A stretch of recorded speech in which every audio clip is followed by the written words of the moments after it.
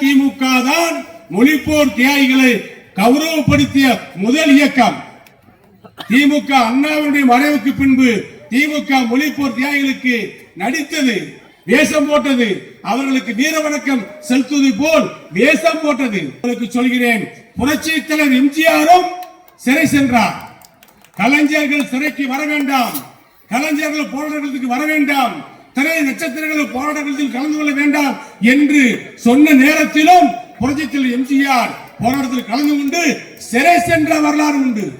இப்படி தலைவர் அண்ணா திமுகவுக்கு தான் வீர வணக்கம் செலுத்துகின்ற தகுதி உண்டு, திமுகவுக்கு கிடையவே கிடையாது. இன்றைக்கு மூலக்கொத்தல சுடுகாட்டில் போய் இன்றைய முதலமைச்சர் ஸ்டாலின் அங்கே வீர வணக்கம் செலுத்துகிறார். அந்த தகுதியெல்லாம் திமுகவுக்கு கிடையவே கிடையாது. அவர் எதிர்த்து போட்டியிடக்கூடிய திமுக இன்றைக்கு கலகலத்து நிற்கிறது. ஏனென்று சொன்னால் அண்ணா திமுக அடித்துக் கொள்வார்கள், அண்ணன் தம்பி சண்டை நிறைய இருக்கிறது, அவர்கள் சேர மாட்டார்கள் என்று கனவு கண்டார்கள்.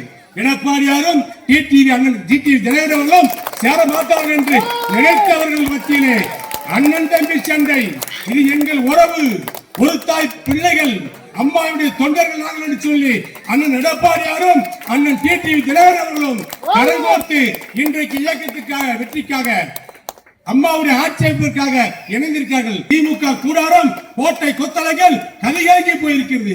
திமுக கோட்டை கொத்தளத்திலிருந்து கொடிகள் அகற்றப்பட இருக்கிறது.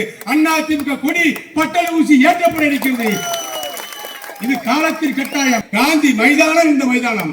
இந்த மைதானத்தில் இருந்து நான் சொல்கிறேன், சிலித்தூர் தொகுதியிலே அண்ணா திமுக அதிக ஓட்டு ஆயிரக்கணக்கான வெற்றி வரும். சென்னை கோட்டையிலே, செயின்ட் ஜார்ஜ் கோட்டையிலே, கோட்டை கொத்தளத்திலே தேசிய கொடியை அண்ணன் எடப்பாடியார் முதலமைச்சராக பொறுப்பேற்று ஏற்றி வைப்பார். அது மே 5ஆம் தேதி நடந்தே தீரும்.